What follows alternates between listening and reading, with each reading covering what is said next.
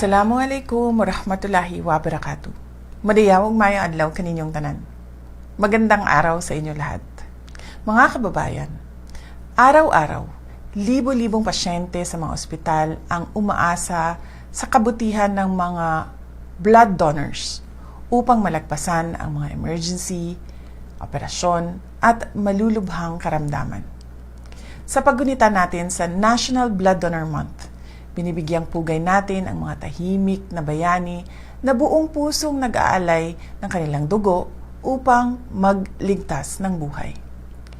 Sa inyong pagtugon, nagbibigay kayo ng pag-asa at bagong lakas sa mga pamilya sa gitna ng kanilang pinakamahirap na pagsubok. Upang makibahagi sa misyong ito, narito ang mga simpleng hakbang na maaari nating gawin.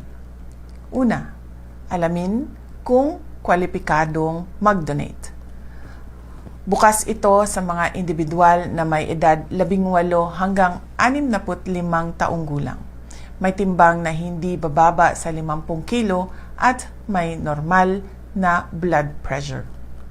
Pangalawa, ihanda ang katawan. Siguraduhin may sapat na tulog, uminom ng maraming tubig at kumain ng magaan bago mag-donate ng dugo. At pangatlo, magtungo sa mga opisyal na donation sites. Maaari kayong makipag-ugnayan sa inyong lokal na barangay para sa mga mobile blood drive-in o walk-in sa mga pinakamalapit na pasilidad gaya ng blood centers ng iba't ibang hospital at Philippine Red Cross.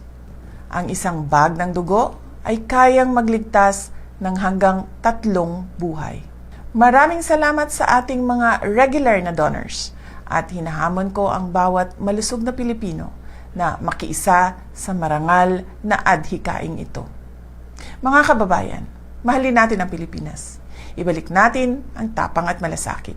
Ang lahat ng ginagawa natin ay para sa Diyos, sa bayan, at sa bawat pamilyang Pilipino. Syukran.